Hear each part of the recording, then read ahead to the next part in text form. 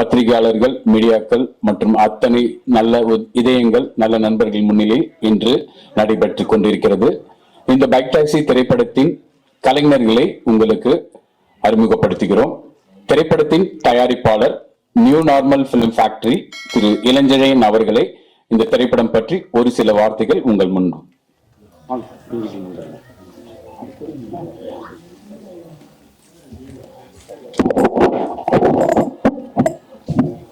இனிய உறவுகள் மற்றும் பத்திரிகை நண்பர்கள் அனைவருக்கும் என் வணக்கம். கணபதி பாலமுருகன் இதுவரைக்கும் இயக்கிய 2 படங்களுமே அனைவருக்கான படம்.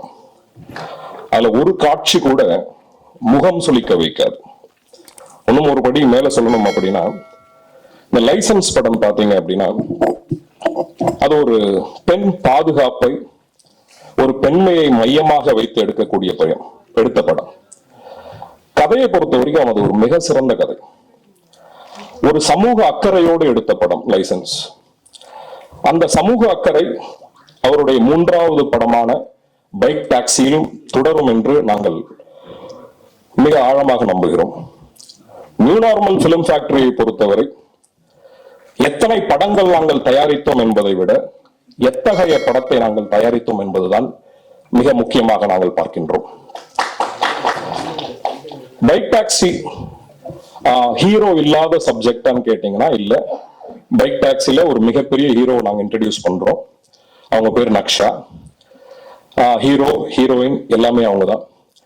ஒரு ஜெண்டர் ஸ்டீரியோ டைப்பை உடைத்து ஆண்கள் மட்டுமே வேலை செய்யக்கூடிய சில துறைகள்ல அந்த ஜெண்டர் ஸ்டீரியோ டைப்பை உடைத்து பெண்களும் இந்த வேலையை பார்க்க முடியும் என்பதை ஒரு திரைப்படம் வாயிலாக மிக அழகாக சொல்ல வருகிறார் நக்ஷா. நக்ஷா ஒரு நல்ல பெர்ஃபார்மர். இந்த படம் முடிஞ்ச உடனே நக்ஷாவை ஒரு மிகப்பெரிய ஒரு லீடு ஹீரோயினா, தமிழ்நாட்டுல ஒரு மிக சிறந்த ஹீரோயினா நீங்க பாப்பீங்க அப்படின்றதுல நாங்க ரொம்ப தெளிவா நம்புறோம். எங்களுடைய கேஸ்ட் அண்ட் க்ரூ ரொம்ப நம்புறோம். அது நீங்க திரைப்படம் வந்த பிறகு நக்ஷாவுடைய பெர்ஃபார்மன்ஸ் நீங்களே பாப்பீங்க. பைக் டாக்ஸியை பொறுத்தவரை கதை சுருக்கம் என்ன அப்படின்னா, ஆண்கள் மட்டுமே வேலை செய்யக்கூடிய அந்த ஒரு வேலையை ஒரு பெண் முதல் முறையாக ஒரு பைக் டாக்ஸி டிரைவராக செல்கிறார். அவர்களை சுத்தி இருக்கும் அந்த பெண்மையை மையமாக கருத்தில் கொண்டு எடுக்கக்கூடிய படம்.